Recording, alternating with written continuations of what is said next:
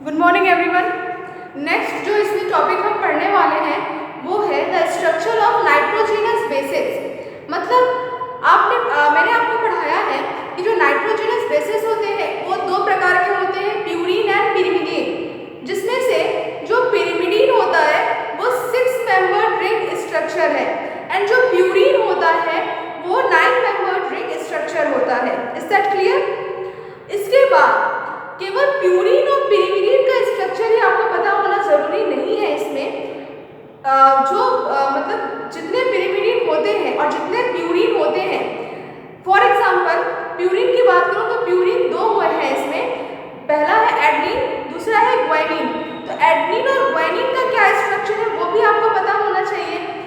Same case में जो pyrimidine है वो मैंने आपको बताया कि वो 3 है। कौन कौन से? Cytosine, uracil and thymine. तो इन तीनों के भी क्या स्ट्रक्चर है ये भी आपको पता होना बहुत जरूरी है। फर्स्ट ऑफ ऑल, एक नॉर्मल पिरिमिडीन का क्या स्ट्रक्चर होता है, किस रूप में वो एग्जिस्ट करता है, वो मैं आपको बताती हूँ। पिरिमिडीन हो चाहे प्यूरीन हो, ये क्या होते हैं? हेट्रोसाइक्लिक होते हैं। क्या होते हैं ये? हेट्रोसाइक्लिक होते हैं। हेट्रोसाइक्लिक का मतलब क्या होता है यहाँ पे कि अगर जो चक्र है कार्बन और हाइड्रोजन का, कार्बन हाइड्रोजन के अतिरिक्त अगर उसमें कोई और एलिमेंट और तत्व मौजूद हो तो उसको हम क्या बोलते हैं? हेट्रोसाइक्लिक। तो प्यूरीन और पिरिमिडीन दोनों जो है वो साइक्लिक फॉर्म में एग्जिस्ट करते हैं।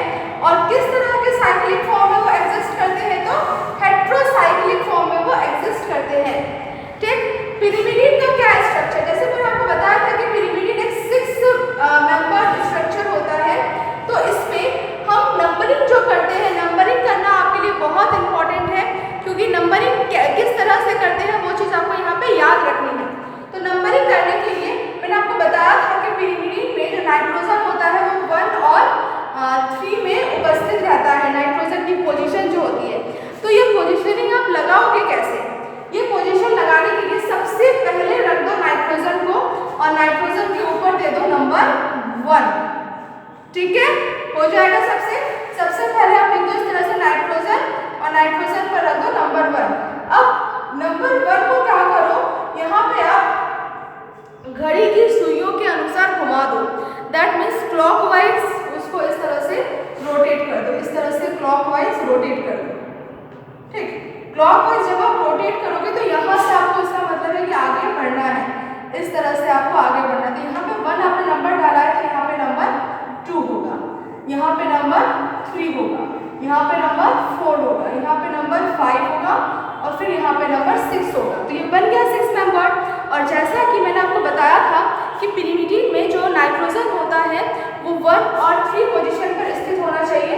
तो फर्स्ट पोजीशन में तो नाइट्रोजन आपका मौजूद ही है और थर्ड पोजीशन में देख लो, थर्ड पोजीशन पर भी क्या है? नाइट्रोजन मौजूद है। तो ये एक नॉर्मल पिरिमिडीन का स्ट्रक्चर यहाँ पे होता है। पहले सिंगल बॉन्ड, फिर डबल बॉन्ड, फिर सिंगल बॉन्ड, फिर डबल बॉन्ड। वो बैलेंसिंग के अनुसार आपको अब इतने बड़े हो गए और 12th में कि आपको बैलेंस करने अब आ गया होगा। ठीक, उसके बाद ये तो पिरिमिडीन का एक नॉर्मल स्ट्रक्चर हो गया। अब पिरिमिडीन आप सबको पता है कि पिरिमिडीन 3 टाइप के होते हैं। मैंने आपको ट्रिक के माध्यम से समझाया था। क्या मैंने आपको ट्रिक बताया था? Cut, CUT, cytosine, uracil, thymine. जिसमें से साइटोसिन तो डीएनए आरएनए दोनों में प्रेजेंट होता है, लेकिन जो यहाँ पे यूरेसिल है, यूरेसिल केवल और केवल किसमें पाया जाता है? आरएनए में पाया जाता है। और जो थायमिन होता है वो केवल और केवल किसमें पाया जाता है? डीएनए में पाया जाता है। Is that clear? उसके बाद ये जो मैंने स्ट्रक्चर बनाया है ये मैंने साइटोसिन का यहाँ पे स्ट्रक्चर को ड्रॉ किया है। किसके स्ट्रक्चर को मैंने यहाँ पे ड्रॉ किया है? साइटोसिन के स्ट्रक्चर को मैंने यहाँ पे ड्रॉ किया है। उसका स्ट्रक्चर मैंने किस तरह से बनाया है?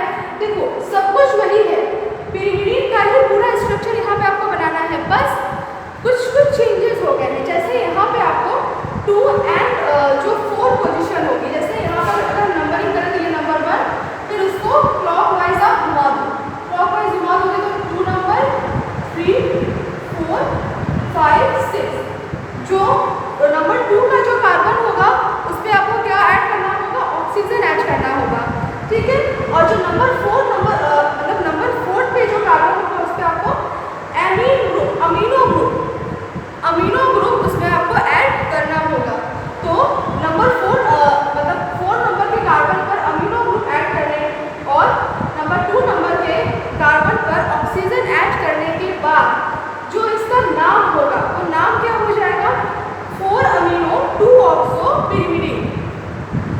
नाम से भी आप इसके स्ट्रक्चर को ड्रॉ कर सकते हो।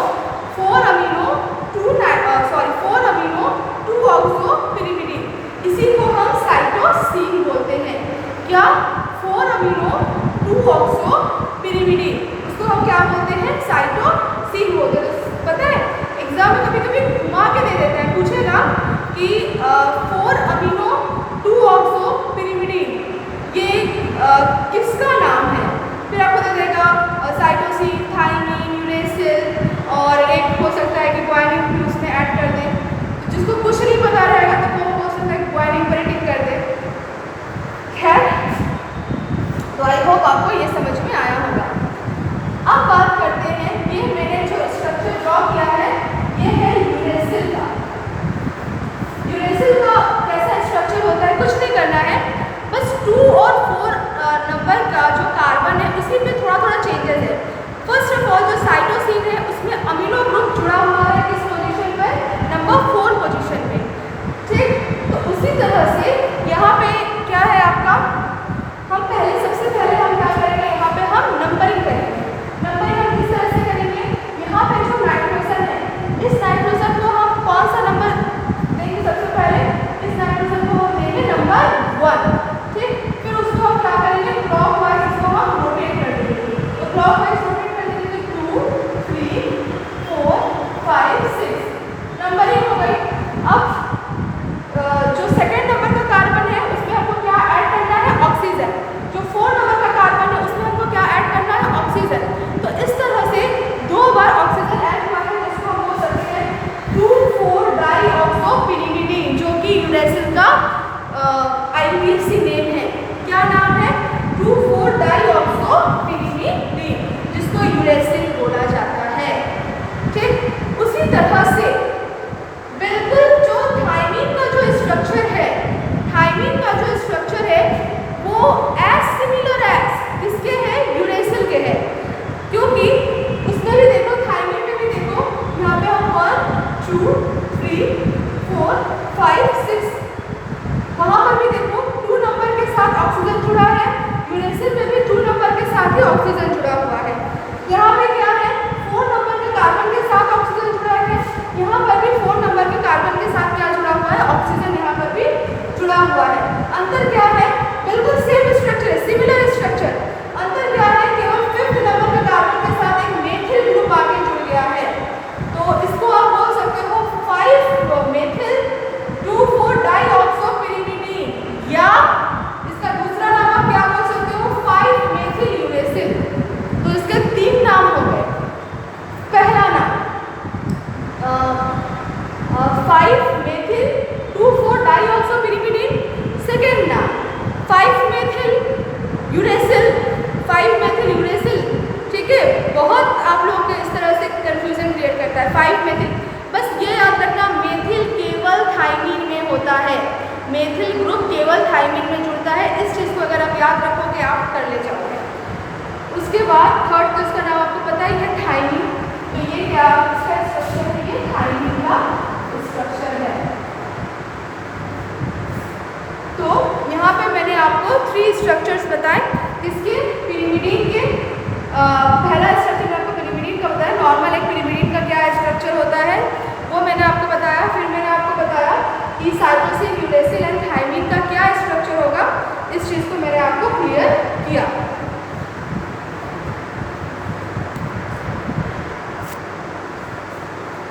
इससे पहले मैंने आपको पिरिमिडीन का स्ट्रक्चर अच्छे से समझाया था।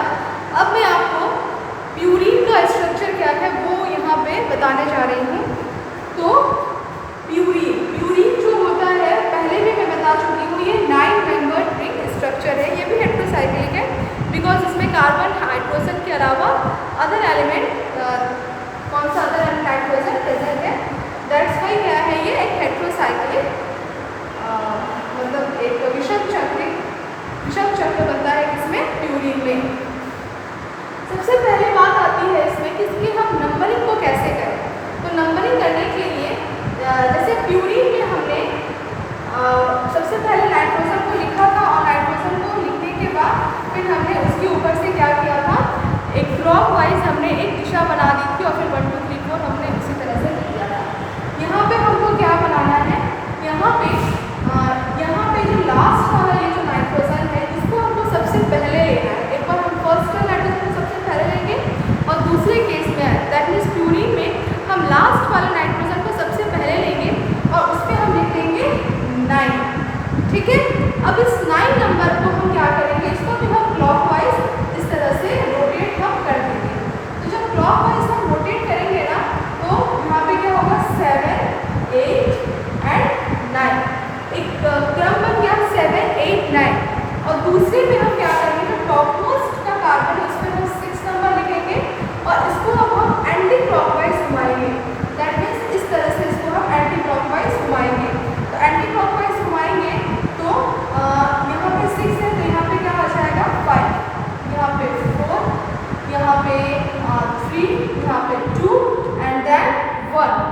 तो इस तरह से ये एंटी क्लॉकवाइज घूमेगा।